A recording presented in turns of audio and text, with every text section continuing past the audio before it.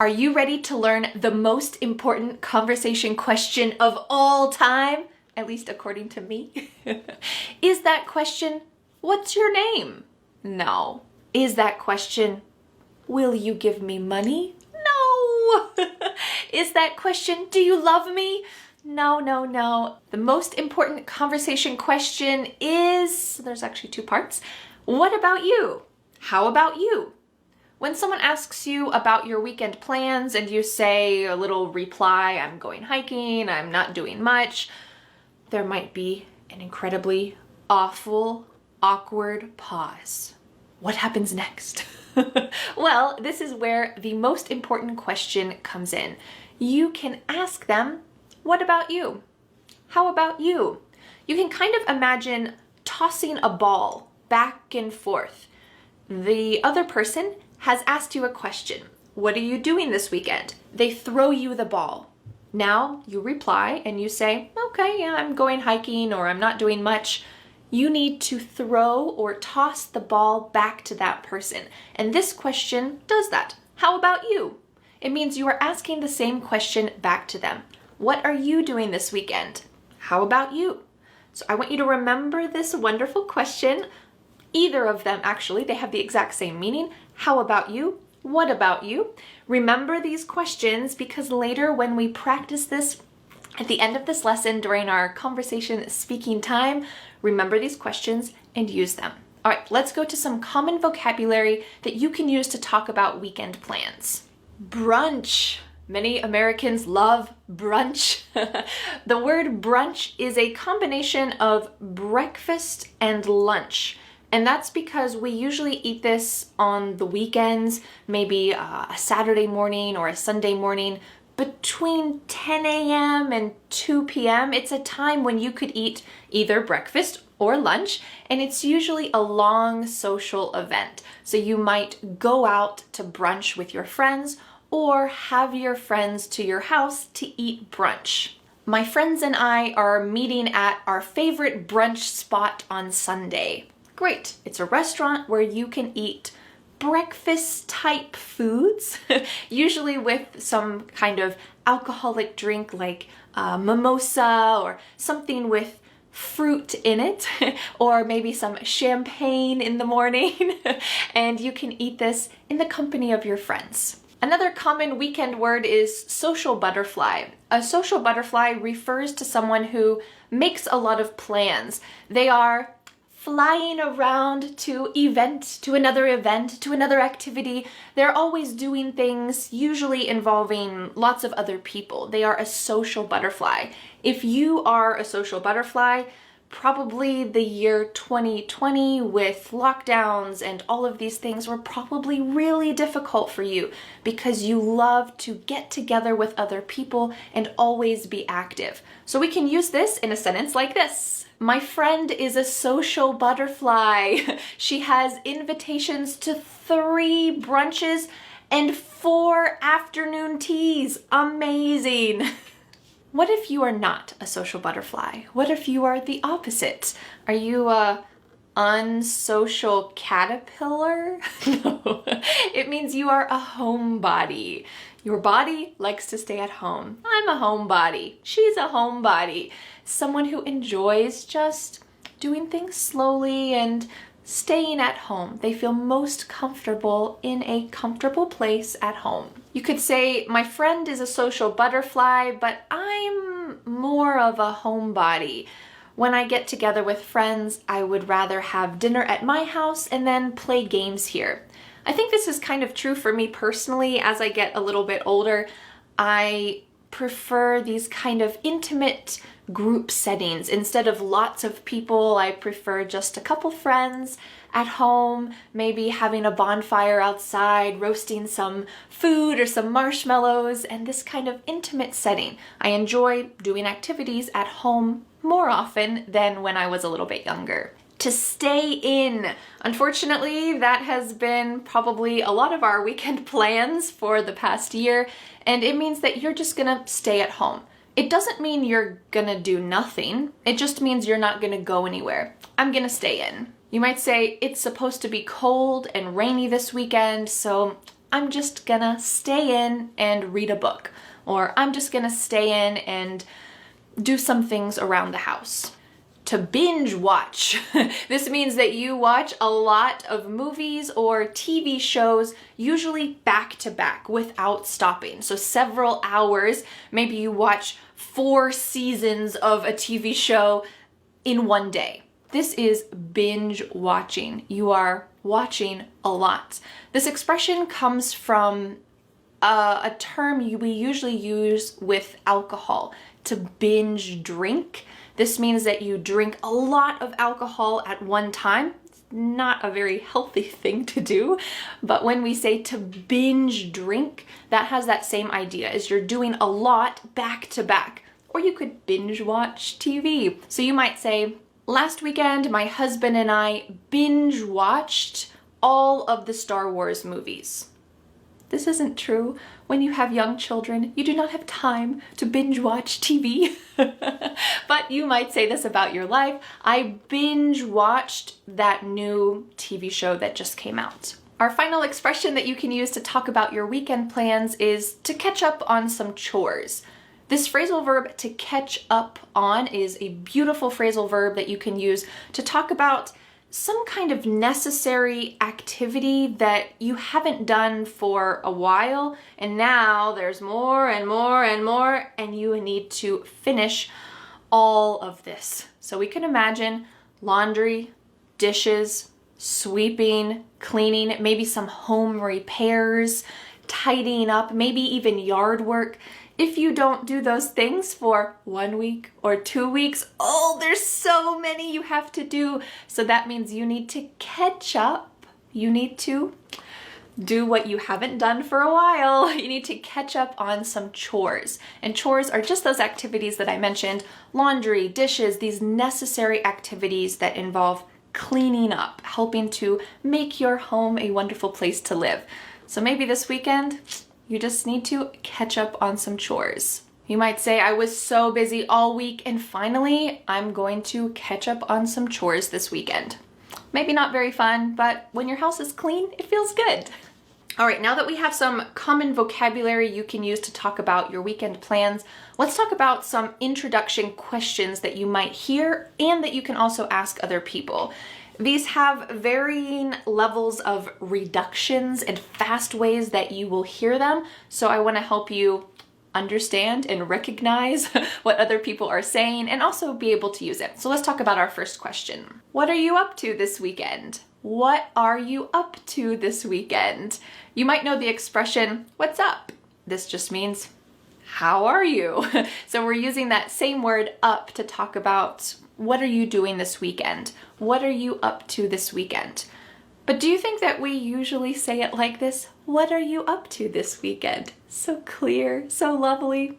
No.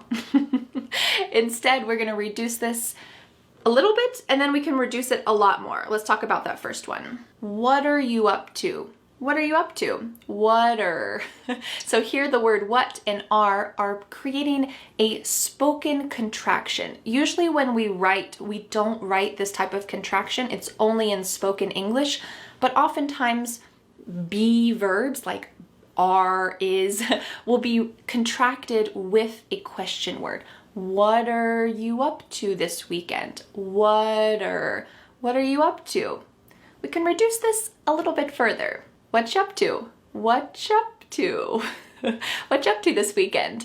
There are a lot of reductions happening at the beginning. What you up to?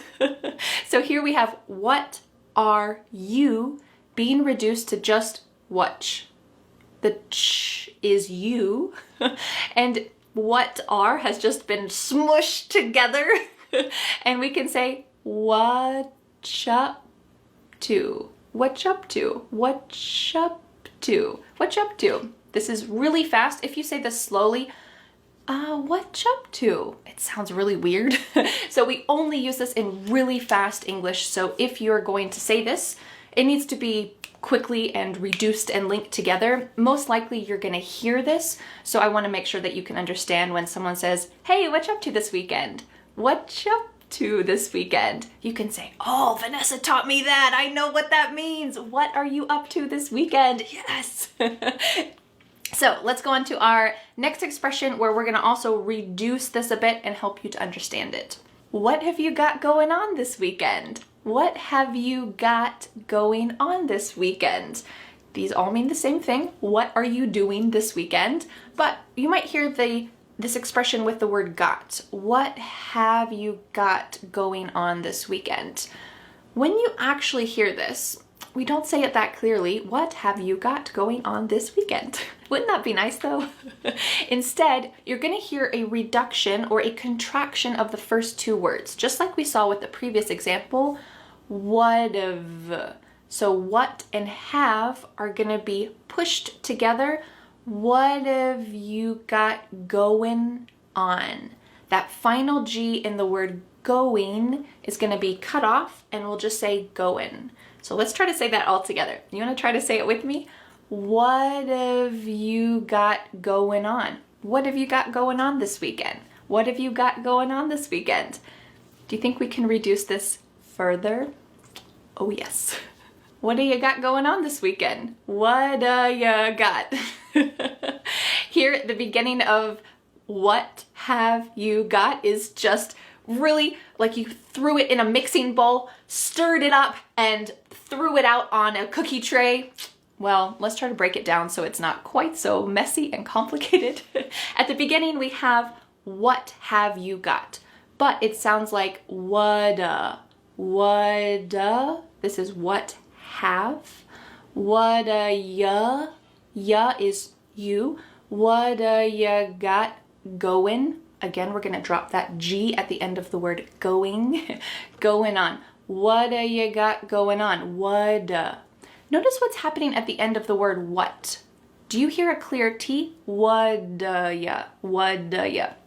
Nope, that T at the end of the word what is going to change to a D sound. This is really typical of American English, where a T that's surrounded by vowel sounds is going to change to a D. It's called a flapped T, and it just kind of rolls off your tongue in a smooth way. What you got going on? Can you say it with me? What you got going on this weekend? What you got going on this weekend? All right, let's go to our last question. You doing anything fun this weekend? You doing anything fun this weekend? What's happening at the beginning of this question? Should there be another word? Yep. Are you doing anything fun this weekend? Are you? But the word are, it's on vacation. It's just gone somewhere. So we're going to start this question with the word you. You doing anything fun this weekend? It kind of makes the question seem a little more casual and less like an interrogation or like you're asking someone out on a date. It's just a casual question. You doing anything fun this weekend? But we can reduce this question. We're not going to reduce it an awful lot, but we will hear this reduced a little bit. When we say you doing anything fun, instead you're going to hear ya doing. Ya, the word you is reduced to ya. Ya doing. Listen to that G at the end. Ya doing, it's gone. It's also on vacation. Maybe it's on vacation with the word are. So let's say, ya doing anything fun this weekend? Ya doing, that's the main reduction that's going to happen in this question. You doing anything fun this weekend? Ya doing? Try to say that with me. You doing anything fun this weekend? You doing anything fun this weekend? All right, let's go on to some other common things that you will hear in these types of small talk, easy, casual conversations. If someone tells you about their weekend plans and it sounds interesting or fun, how can you reply? You might say, that sounds like fun, or how interesting, or just simply, nice. If that person is doing nothing, they're just sitting at home, maybe they're gonna binge watch some TV and stay in, well, sometimes it's nice to still say something positive in response. So you might say, sometimes it's nice to do nothing. And that's true, especially if you've been doing a lot. Sometimes it's nice just to stay in and relax for the weekend. So you might say, sometimes it's nice to do nothing. All right, before we practice our sample conversation together, what can you say at the end? Well, if you're talking about weekend plans, It is before the weekend, so you could just say, have a good weekend, or enjoy your weekend. Simple, great way to end the conversation. All right, let's take a deep breath. Are you ready to put all of this together? What I would like you to do is first, I would like you to listen to this sample conversation. Think about the different parts that are happening. You're going to hear our key, beautiful question, what about you? How about you? You're going to also hear some of the key vocabulary that we talked about, and also just some of the questions, the introductory questions. What you got going on this weekend? Great things like that that we'll put together. And then I'm going to put some pauses, and it's going to be your turn to have the conversation with me. So first, let's watch the conversation sample. Hey, what you up to this weekend? Oh, nothing much. I'm just gonna stay in and catch up on some chores on Saturday. But on Sunday, I'm gonna meet up with some of my friends for brunch. That sounds fun. Where's your favorite brunch spot? I usually go to Sunny Morning Cafe. What about you? What have you got going on this weekend? I'm kind of a homebody, so I'll probably just read a book in my hammock. That sounds nice. Well, have a good weekend. Enjoy your book. Thanks, you too. Have a good weekend. All right, are you ready to take this to the next level? I'm going to be asking you a question and then pausing, and I would like you to reply in that pause. Take a moment, tell me about your weekend plans. You can do it. Let's go. Hey, what you up to this weekend?